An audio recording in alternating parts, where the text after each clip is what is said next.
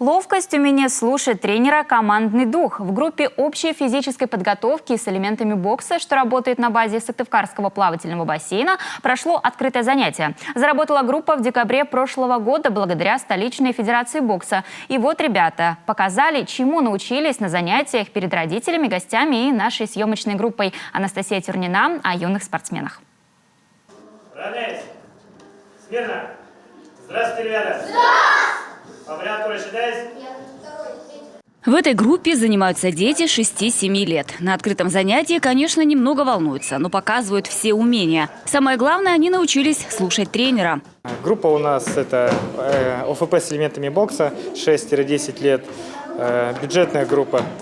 Дети у нас занимаются с ассоциацией многодетных семей города Сыктывкара. И мы покажем с ребятами, как мы занимались с декабря того года, чему научились. И в дальнейшем планируем продолжать занятия этой группы. Команды, передвижения, работа с мячом, со скакалкой и другим спортивным инвентарем. Это подготовительная группа перед серьезными занятиями спортом. Акцент делается на развитии координации и ловкости. Получился у нас проект ОФП, общая физическая подготовка, плюс бокс. На сегодняшний день это одна из популярных программ в России и не только, то есть за рубежом.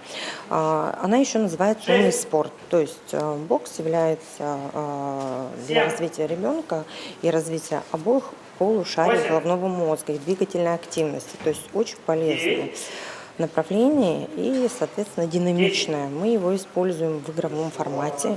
Большинство мальчишек, конечно, здесь занимаются с прицелом на бокс. Наборы в спортшколы по этому направлению начинаются с 10 лет. Сумел, и я начал сильнее ударять, чем раньше.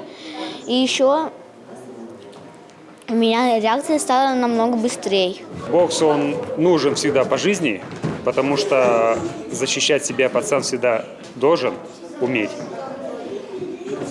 Мне это не раз представлялось по жизни нужным, потому что я сам кикбоксингом занимаюсь.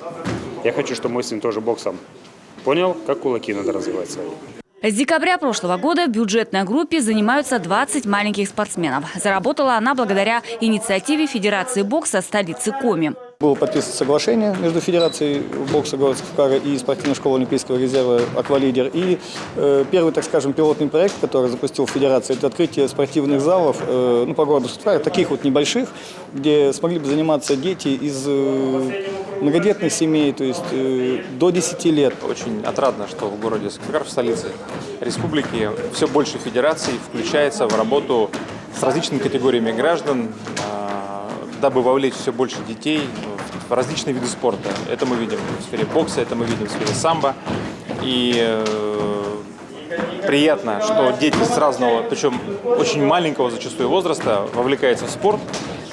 Мы видим лица ребят, мы видим, разговаривая с родителями о том, что дети действительно прогрессируют. После летних каникул в новом сезоне малыши продолжат занятия. Активисты планируют открыть еще несколько залов в различных частях Сыктывкара. Пусть это будет хорошим примером и для других спортфедераций региона.